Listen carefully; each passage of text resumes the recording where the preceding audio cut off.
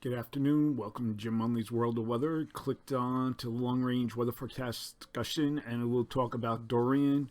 This is for September 6th to the 18th.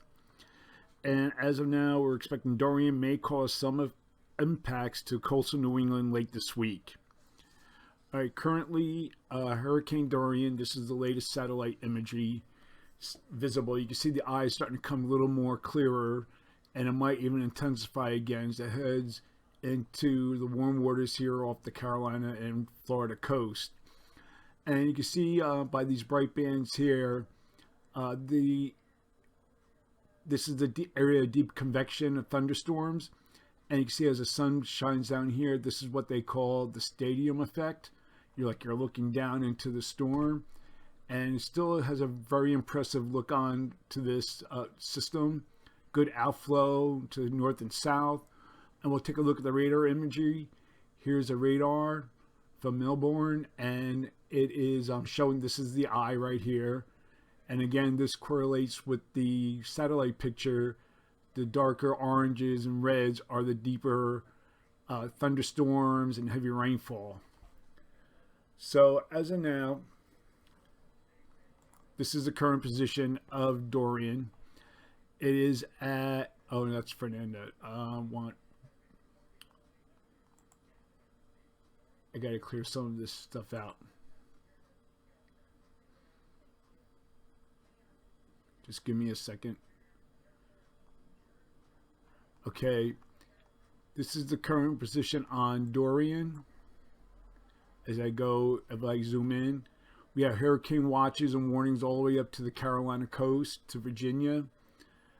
And this is the current position as of 5 p.m. It is 27.7 north, 78.7 west. Maximum sustained winds are 110 miles per hour. It's down to a Cat 2, and it's starting to make that little turn that's been expected at about to the northwest at about 6 miles per hour after it was remained nearly stationary over the Bahamas, and it caused a lot of devastation there. But currently, across from the Floridas to the Carolinas, expect squally conditions, heavy rain and gusty winds. And as it moves in this general direction, here's a cone of uncertainty.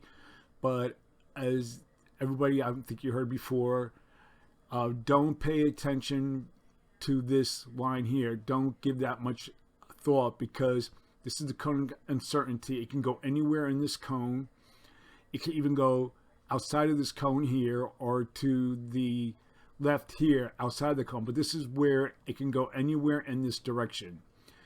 This line represents the trend of all the models put together, and we're going to look at another model. Here's a hurricane model.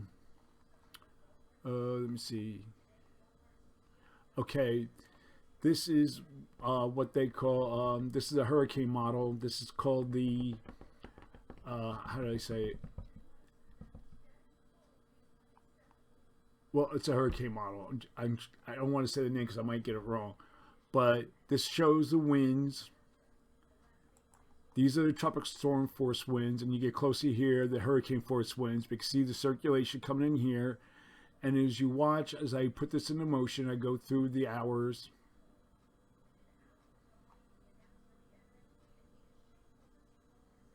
You know, it just like the tropical storm force winds comes right to the coast, and the eye never really makes landfall until it gets to possibly the Carolinas, as you can see here.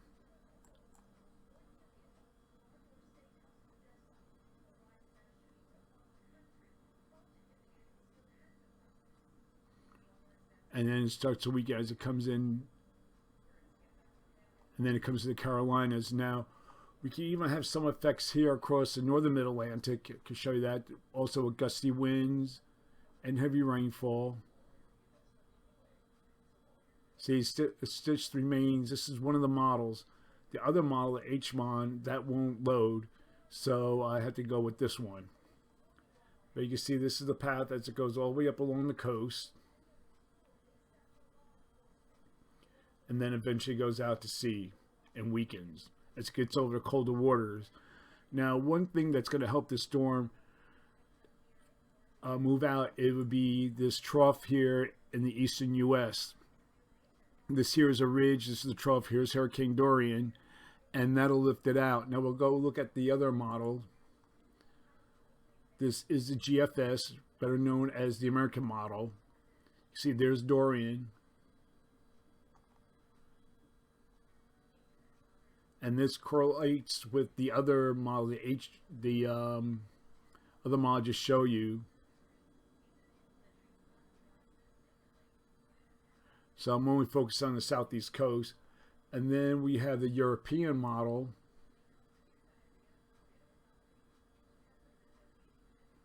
Stays a little further offshore, but still comes along the Carolinas coast and then moves out northeastward. Okay, so so we're expecting rain and heavy rain, winds and heavy rainfall anywhere from Florida to the northeast, especially the New England coast. And I said if it goes further to the right, then there'll be less wind and rain along the coast. And if it goes further to the west, there'll be more. And the models are showing it to be right along the coast. Okay, we're going to get back to the regular forecast. This is for the period September 6th to the 10th. And the pattern will focus this trough, this little dip here in the jet. This is the trough. Here's our ridge and warm weather out here. And this ridge will slide into the Mississippi Valley later on in the week. And this trough here will gradually weaken and lift out. So I'm going to go through the days, come to the 10th. You start seeing you don't see much of blue here, and this trough kind of lifts out. But we have this 588 ridge. It's a fairly strong ridge. So this will slide into the Mississippi Valley here. So, like I told you before, expect heavy rain on the coastal areas of the southeast to lower mid-Atlantic at the end of the week, and heavy rain will also occur across portions of the southeast along with gusty winds, and tropical storm force winds will be possible. That's winds greater than 39 miles per hour. Okay, September 9th to the 13th. Okay, the models bring the trough here into the west. And there are differences in the strength of the trough. Some of it, you can see most of the models show like a relatively zone of flow like this. They can still see there's evidence of a trough right in this area. And then we see the other models, it's more pronounced. This is the European ensembles. And then we have the European deterministics and the American models here. So for this forecast period, I am forecasting, I might run out of time here, so I gotta hurry up. Below normal temperatures here, and I'm forecasting numbers at 2 to 4 degrees below normal. Above normal temperatures are forecast for the remainder of the nation with anomalies at 2 to 4 degrees above normal. For precipitation, calling for above normal precipitation everywhere you see the green. The no green or lighter greens is near normal. And the probability of occurrence is 35 to 40%. And then we have below normal precipitation for much of this area here, and the probability of occurrence is 35%. Taking a look at the period for September 14th to the 18th. We're forecasting mostly a zone of flow, and the western trough of the northwest weakens. We don't have that trough, then we go to something like this. So as this ridge goes into the east central states. So for this forecast period, I am forecasting below normal temperatures here with anomalies of 2 degrees below normal, above normal temperatures for the remainder of the nation with anomalies of 2 to 4 degrees below normal, and forecasting little change in the precipitation anomalies. So that's the long range weather forecast discussion and Dorian discussion for September 6th to 18th. Thanks for coming to Jim Munley's World of Weather, and have a good day.